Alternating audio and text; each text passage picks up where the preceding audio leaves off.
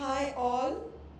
So now we're going to have a look at Susan Sontag's Against Interpretation Part 2.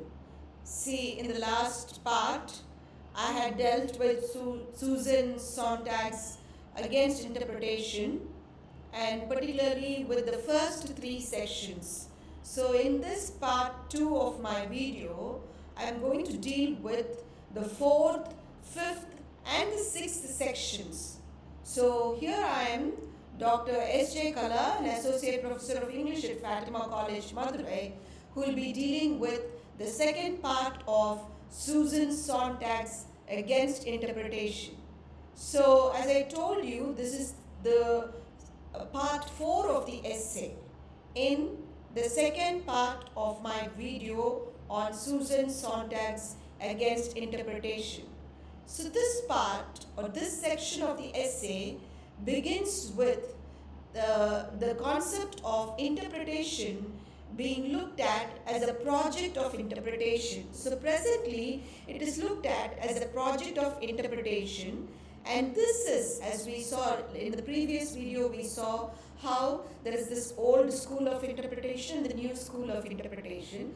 So in the modern school of interpretation, it is largely reactionary and it's stifling. And here Susan tries to compare it with how the atmosphere is polluted, particularly the urban atmosphere is polluted by air pollution and how it's stifling. Similarly, the multiple or multifold interpretations of art and whatever is emitted out of it, the effusions are too poisonous and they poison our sensibilities. Now, in any culture, there is already a classical dilemma, and that classical dilemma is the fact that there is a kind of a hypertrophy of the intellect. Now, hypertrophy is the excessive growth or development of an organ or part. So it's believed that interpretation has grown as an extension of intellect, and all at the expense of excessive energy and sensual capability. And now they consider that interpretation is the revenge of using intellect upon art. So art has to be appreciated, but people have started using their intellect upon art. And when they do that, it turns out to be a revenge. Now this revenge is not just a revenge on art, but it is the revenge of the intellect upon the world, where we try to interpret the world, which is so much that we make it impoverish. Impoverish, we all know, to lower the quality, or we try to deplete the world. So the more and more we try to interpret, the more and more we make the quality lower, and we are trying to deplete the world itself. And that is to say, there is something called the concept of this world that Susan Sontag tries to present here. So she says, in order to set up a shadow world of meanings, which you come up after interpretations, when you come up with too many interpretations, it creates a shadow world of meanings. That is to say, you turn the world into something called this world. This is what I wanted, this world. Okay? And when you do that, you pretend to do in such a way as if it was already there, as if this world were already there and that you had it earlier on. Okay? Now this world or the world or our world is depleted and it is impoverished enough. As I want to repeat the meaning of the word impoverished. The quality is reduced. So at this point of time, you believe that the duplicates have to be done away with till we experience something more immediately in what we have. Okay? Now we move on to the part 5 of Susan Sontag's essay Against Interpretation. And here she begins with Philistine refusal. See, in modern instances, interpretation is nothing but Philistine refusal. Now, what is this Philistine? Okay, this word Philistine is it refers to a person who is hostile or indifferent to any culture or the arts. So, any person who is hostile or indifferent to a particular culture is called a Philistine. So, here in modern instances, interpretation is nothing but the Philistine refusal. Okay, so you don't want to leave the work of art alone. You want to say something, and you tend to say that the real art has the capacity to make us nervous. Okay, so what happens is we tend to reduce the work of art to two things. One is to its content, as I in the previous video I told you about how Susan Sontag goes on to talk about the importance of content over form in the present era. So here we tend to reduce the work of art by its content, firstly. Secondly, we tend to reduce it by interpreting more and more. So when we tend to interpret it more and more, what are we arriving at? Or what are we trying to do? We are trying to tame the work of art. Okay, so we feel that the work of art is too wild, and like domesticating any horse or any other wild creature, we try to tame the work of art. And thus, when we do that, what happens is interpretation, we believe that it makes art quite manageable and that it makes art conformable, that is, it conforms to certain societal norms or any other rules and regulations. So that is what we believe in.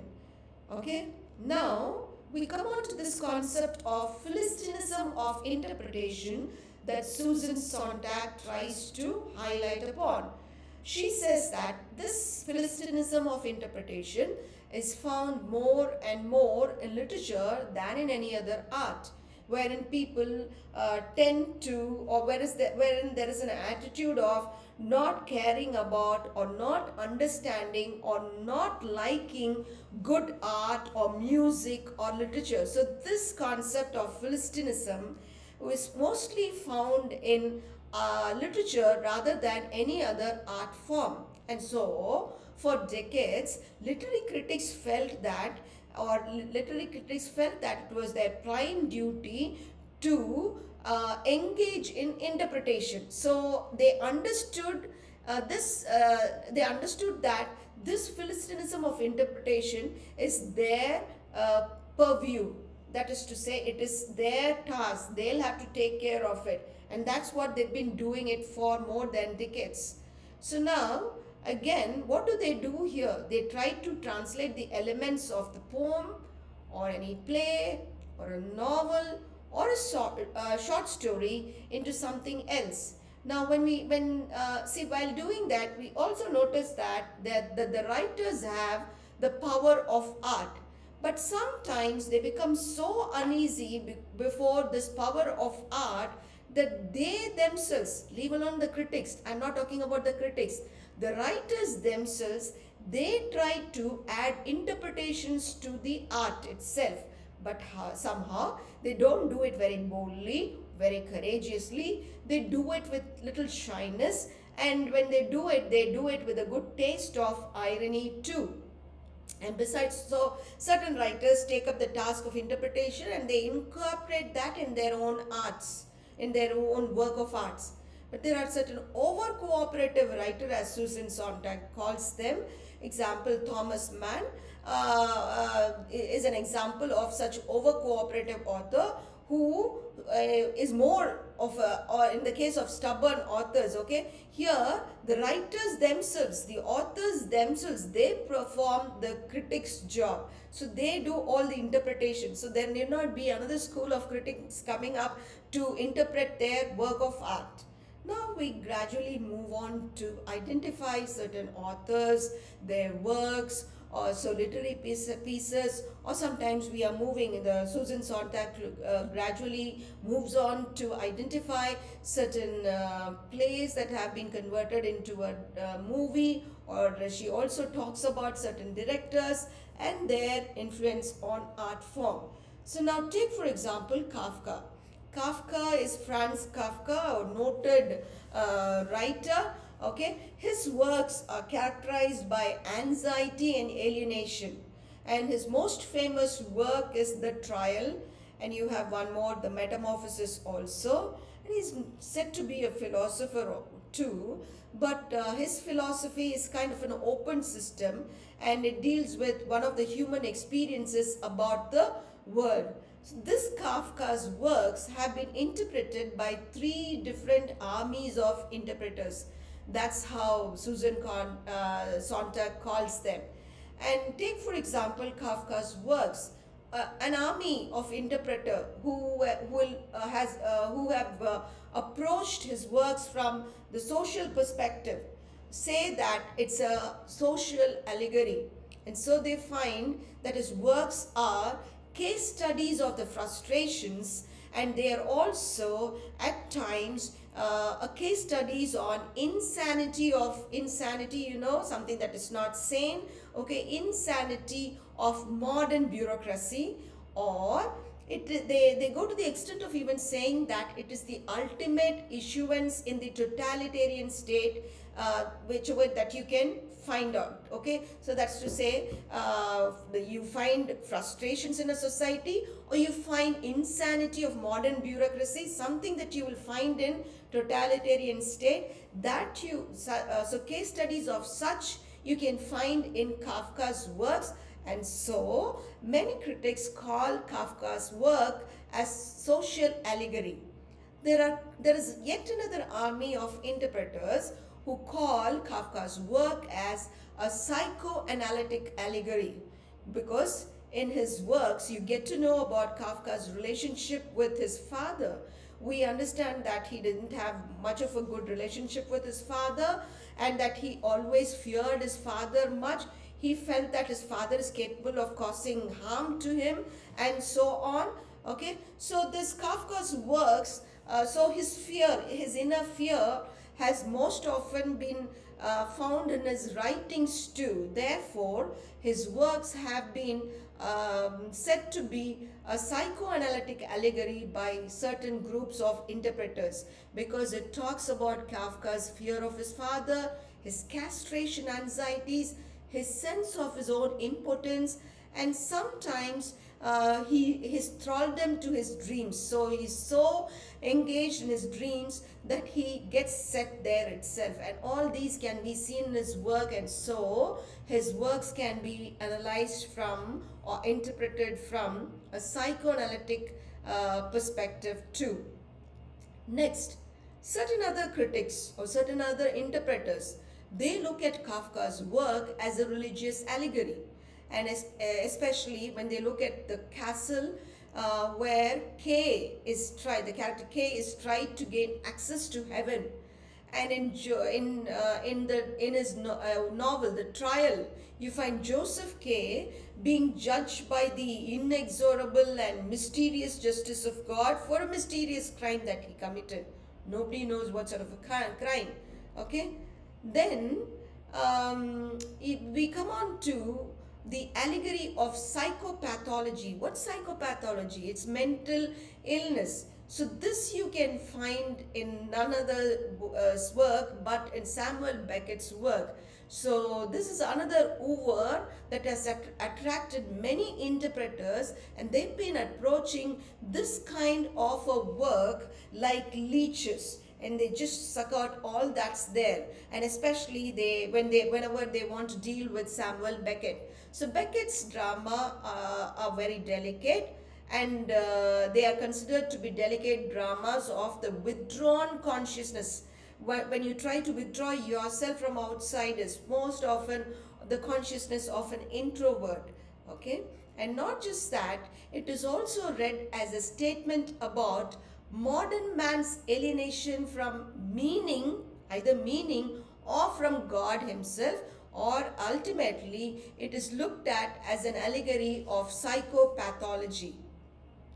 Then when we talk about interpretation, these people, other than Beckett and Kafka, you find Proust, Joyce, Faulkner, Rilke, Lawrence, and Guide, and other. There's the list is endless, and you have umpteen number of writers whose works can be interpreted from a multiple perspective.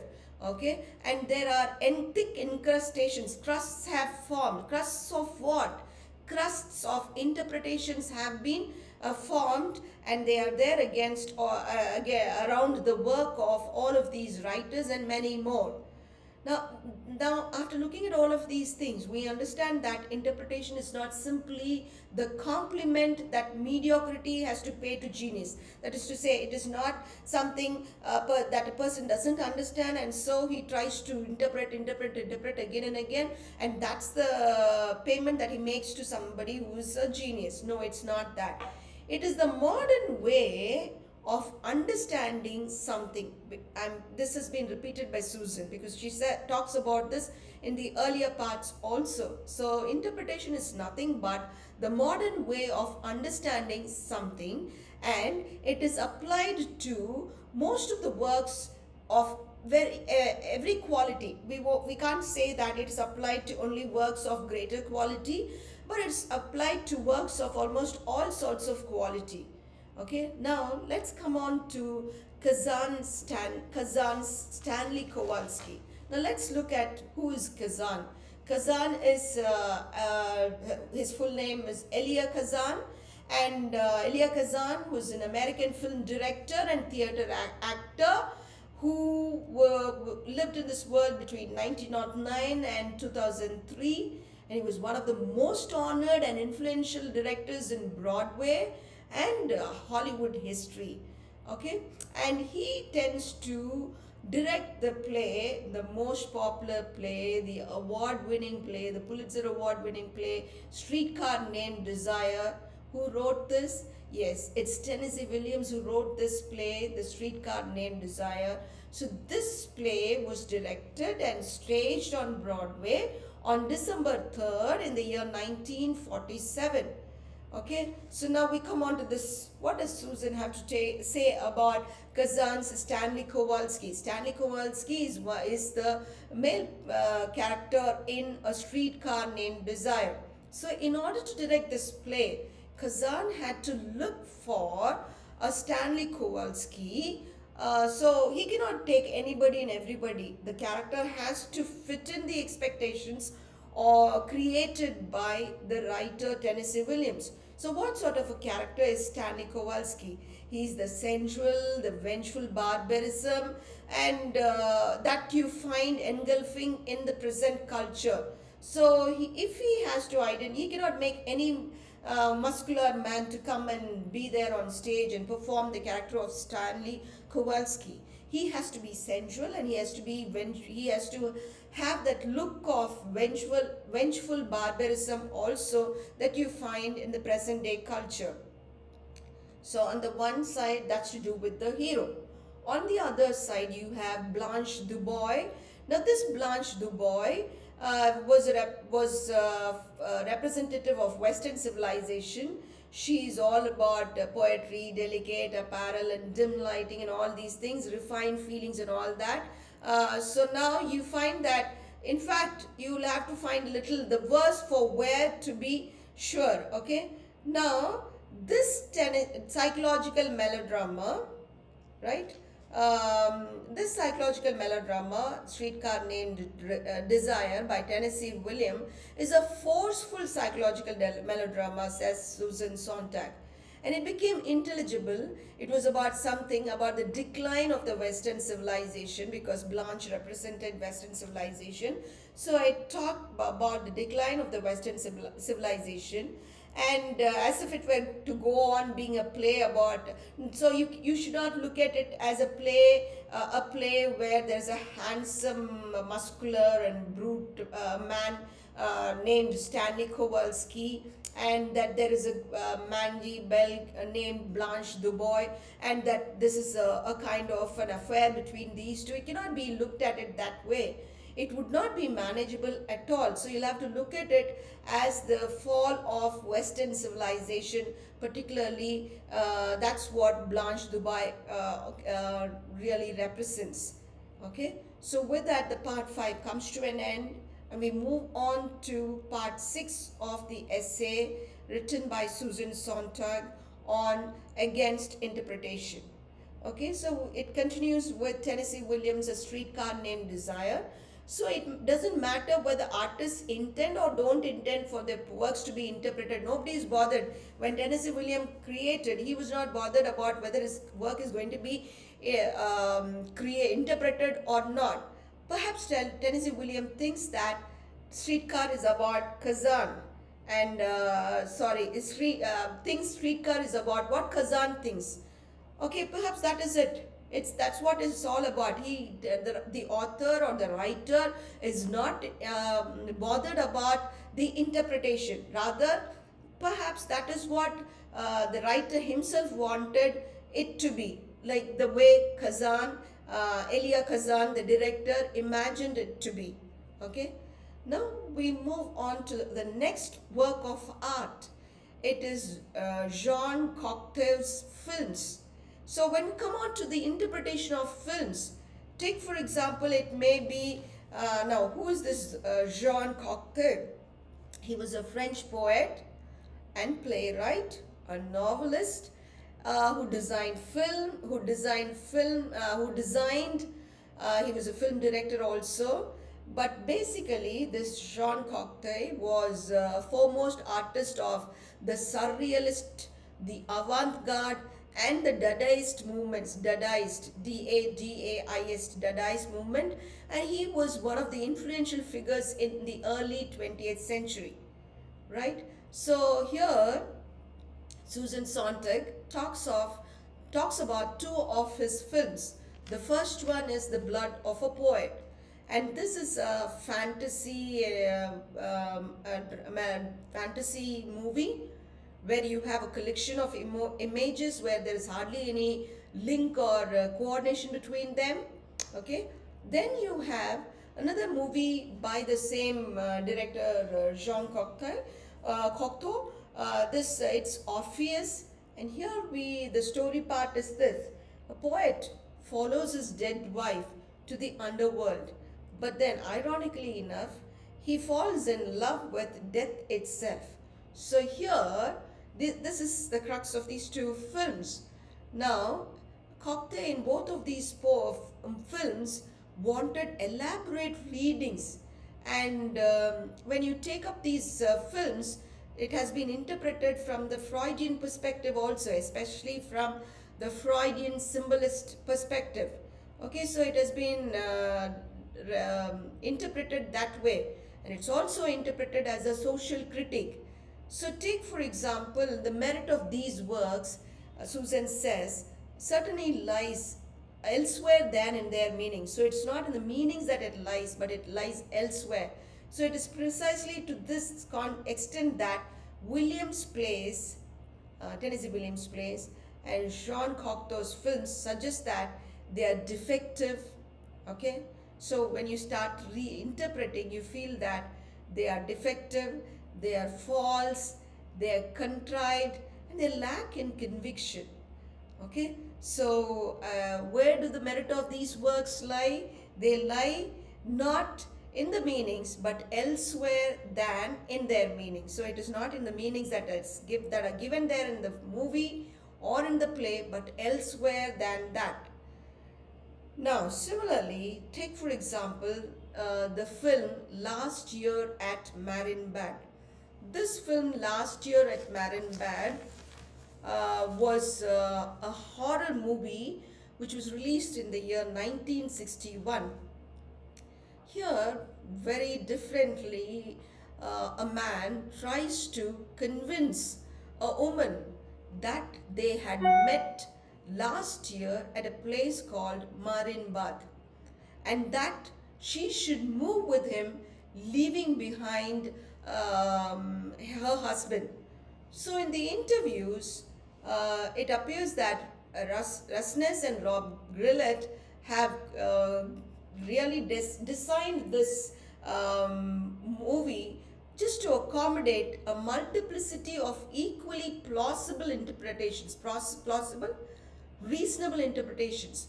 But besides, so the directors, the filmmakers have done it that way.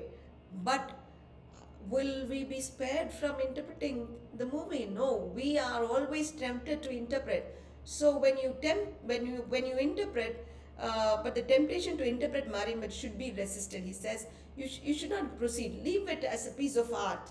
Do not go into interpretations and keep working upon it, because in the previous parts we saw that we tend to dig deeper, trying to find a subtext in it. Okay, so now what matters in Marienbad is the pure, the untranslatable, sensuous immediacy of some of its images. See, there are certain images that are really appealing, they are pure, and that cannot be translated. So, it cannot come down or be narrowed down to solutions to certain problems of cinematic form. It has to be appreciated as it is. So now take for example the next work by Ingmar Bergman. Now Ingmar Bergman is also a film director of Swedish origin, and he was a screenwriter, a theater director, and this particular film, The Silence, it's a thriller, okay, and it deals with LGBT concept then itself. And in this movie, you find that there is a tank that keeps rumbling down the empty night streets. Now people start wondering what is it, but then interpreters tend to say that this can be associated with a phallic symbol. And but then forget about it, forget about interpretations, appreciate art as it is. You know why? Because in that movie, that empty the tank rumbling down the empty night street is the most striking moment, and it has to be appreciated, it has to be enjoyed rather than interpreted. So that's what he Susan advises us in the previous movie also. In the movie last year at Marienbad, she says enough scope for interpretations have been provided already. So now let us not try to interpret it more and more and spoil it. Okay, let us appreciate that piece of art, that piece of movie as it is. Then we move on to, he says, there are also, so when we say phallic symbol, immediately Freud jumps in, or Freudian interpretation creeps in. And so when you tend to reach the movie through a Freudian interpretation, especially of the tank, it just says about how they lack to respond to the screen. They have it only expresses their lack of response to what is there on the screen. See, it's just a tank that's just rumbling down an empty street. Appreciate it as it is. Why do you want to go deeper and deeper and deeper and dig and spoil the whole movie? But then, whatever you say, that's always the case with interpretation, and especially with this type.